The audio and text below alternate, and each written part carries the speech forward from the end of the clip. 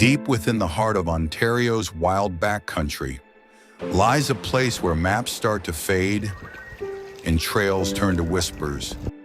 This is Algonquin Park, 7,600 square kilometers of untamed wilderness.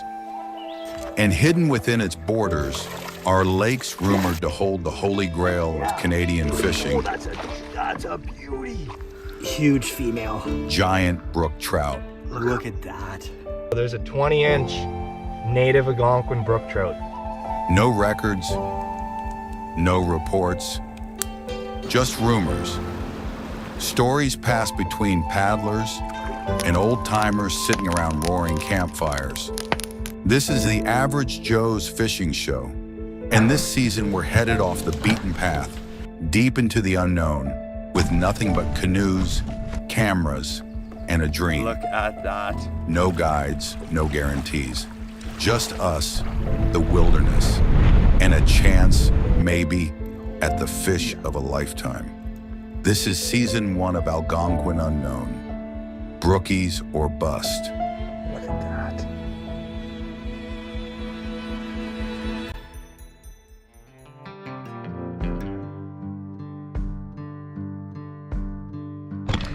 Now this lake, to keep it private to myself, I never showed paddling across the access lake. I just felt like that was too much information. So I paddled across and bushwhacked a little bit, and Algonquin's full of old logging roads. So I stumbled across one, and that's what I'm using to make my travel a little easier. Oh, and by the map, it should get me within about 100 yards of the lake, maybe 200 yards. So, that's the plan. That's the plan. Old dirty road. There's water. Made it.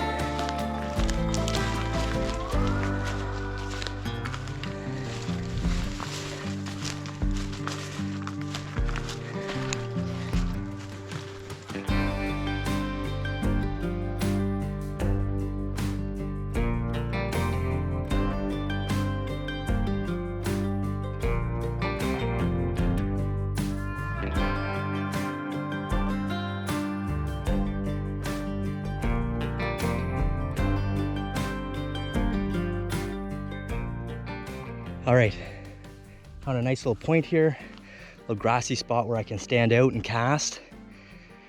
Oh, all right, we're fishing.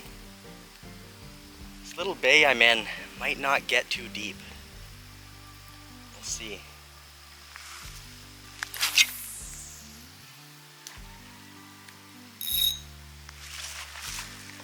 I was hoping to be able to cast into about 15 feet. If I can cast to 15 feet, that might be right where the fish are. It's kind of what I'm hoping for. But I've got probably 12 feet from my worm to my bobber stop, and I feel like it's hanging up on bottom here, so might be a little challenging to fish from shore at this spot. Might have to move down a little bit.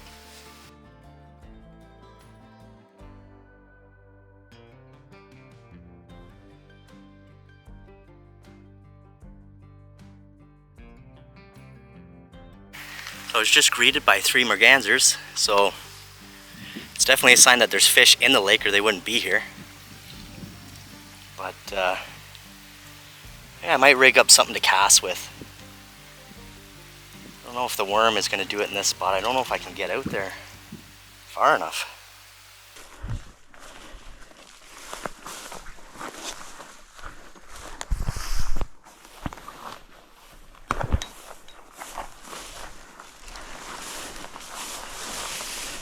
There we go. So I moved down the lake about 50, 60 yards. Oh, hopefully there's a better drop here and I can cast to where they should be. We'll see how this spot goes. So if you're new to the Brookies or Bust series and this is the first video you're clicking, make sure you go back and see part 1, 2, and 3. The idea behind this Brookies or Bust, the Algonquin Unknown, is trying these lakes that may or may not contain fish. So some of these lakes may have been stocked way back in the 50s, 60s. Some may never have been stocked. Some may just look trouty. So these are the lakes that we're fishing, trying to find a hidden gem in the Algonquin unknown. So whether this video we catch fish or we don't, still a success at a new beautiful lake, and can't complain. Gonna fish here for a few hours and see if we can't pick one up and give us a reason to come back. So that's the whole ordeal with the Brookies or bust. I think this lake has fish. I really do. Far away, hard to get to. Definitely no other people activity here. So if it has fish, could be a hidden gem. So I've had 2 weird bites on the Wayne rig. Just little tiny taps. Both times I set the hook, there's nothing there, so I'm assuming it's bait of some kind, because a trout would just munch it down. But just sitting here, I've noticed small little minnows come through, lots of dragonflies, lots of bait for trout to be in here if they are. Lots of food. Lots of nice structure too. A lot of nice fallen logs and nice rocky bottom. But haven't had any luck yet. No real bites and no fish on the bank.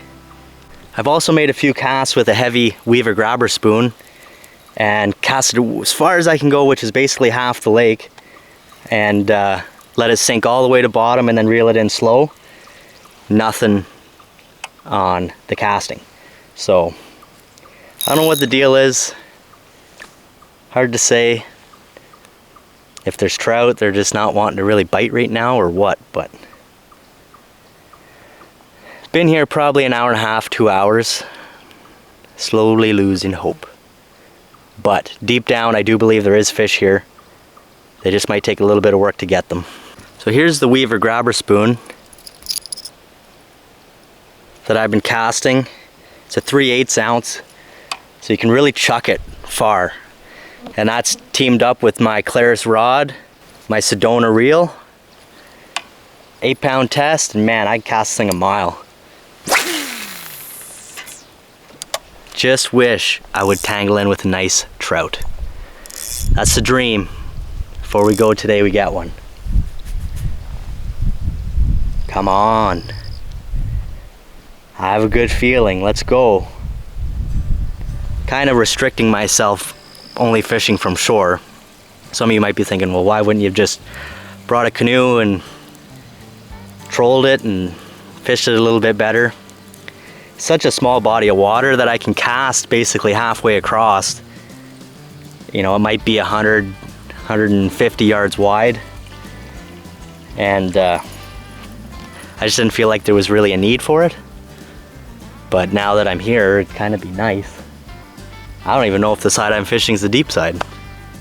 If there even is a deep side.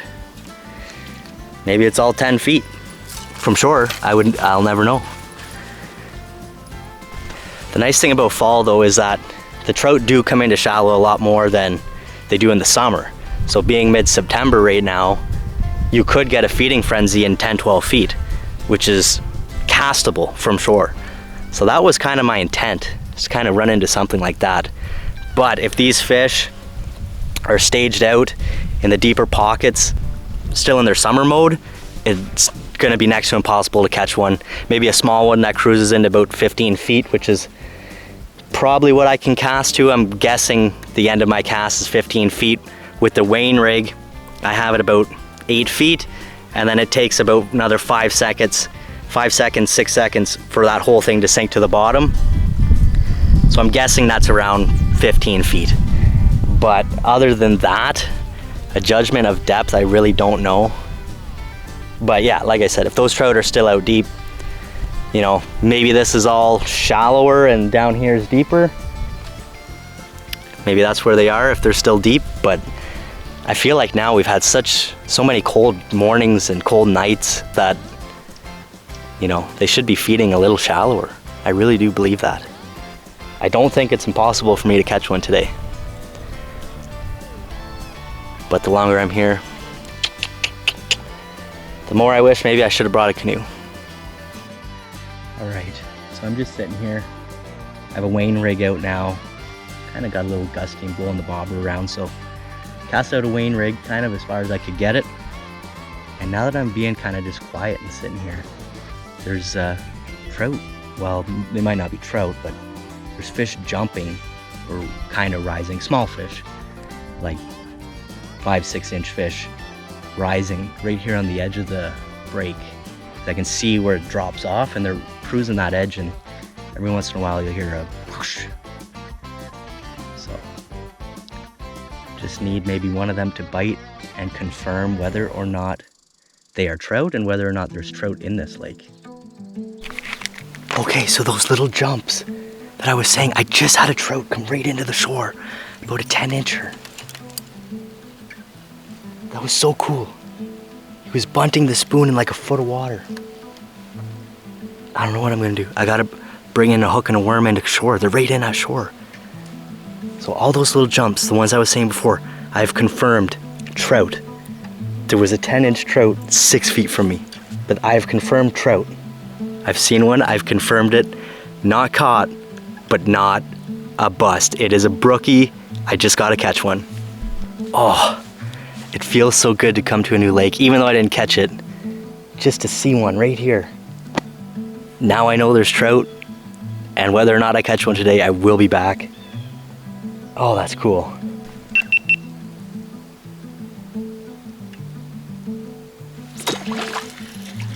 Oh, I had something.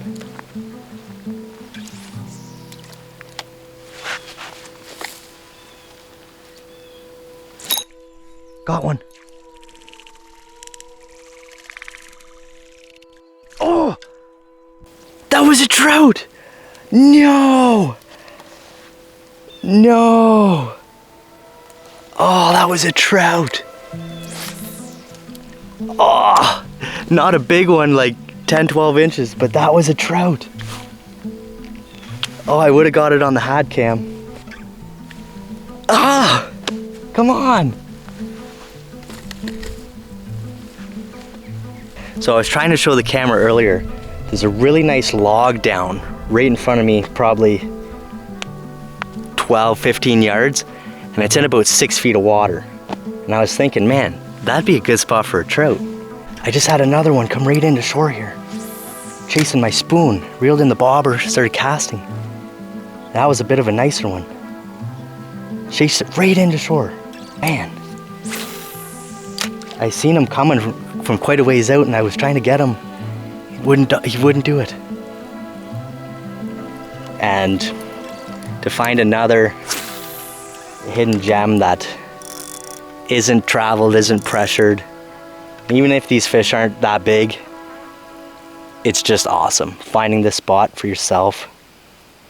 Put in the work, they're out there. Word of mouth from friends, word of mouth from colleagues, word of mouth from old timers you talk to at the tackle shop. Anybody. Come on. Where's it gone?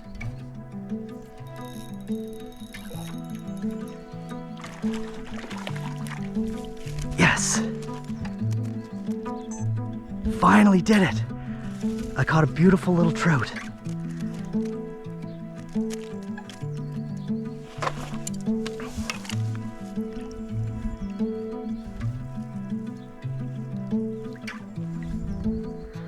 Oh no. Oh.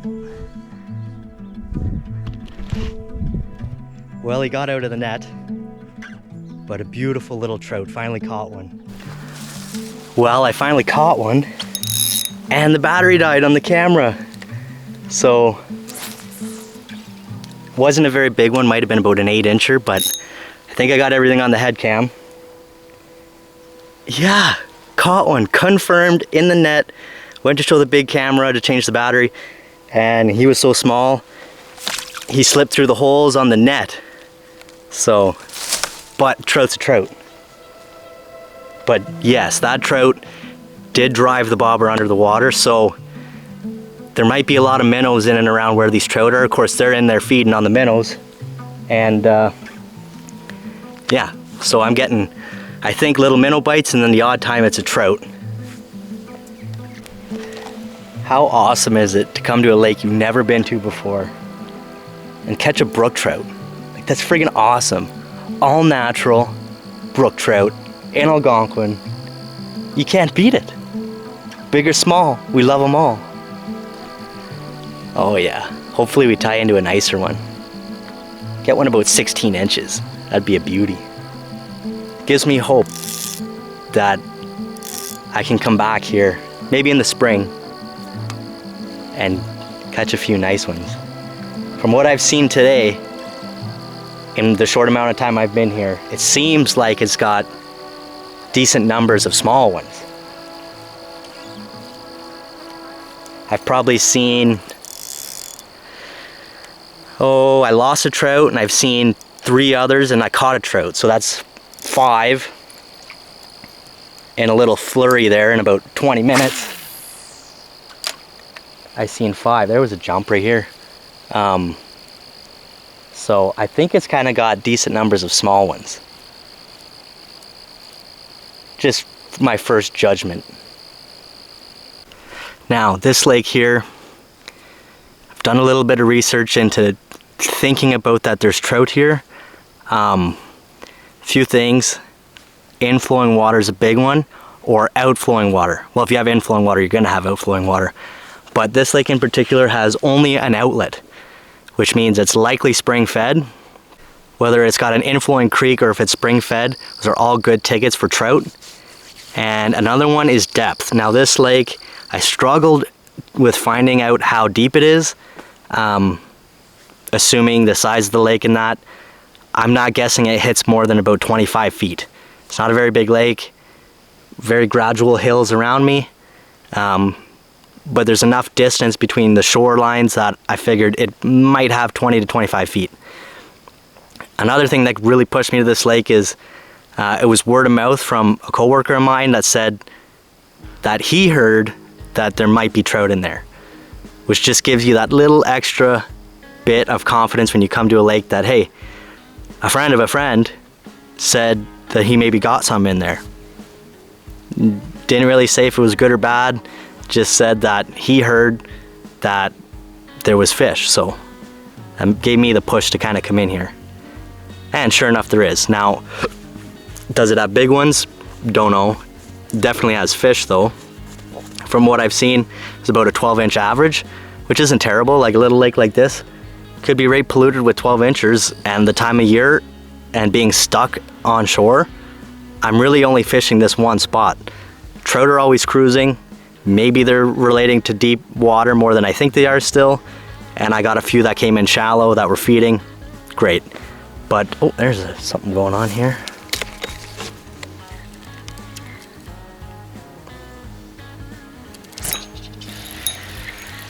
Oh. Another little bite of something.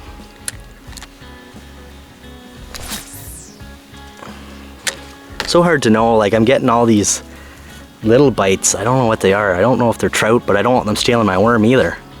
So yeah, I've seen about 5 today. Now, if I fished it in the spring or if I fished it longer than the time that I've spent so far, maybe there's not many fish in here. Maybe I've seen a lot of the population already, or maybe it's just a fraction of the population. So fishing it more is gonna tell you that.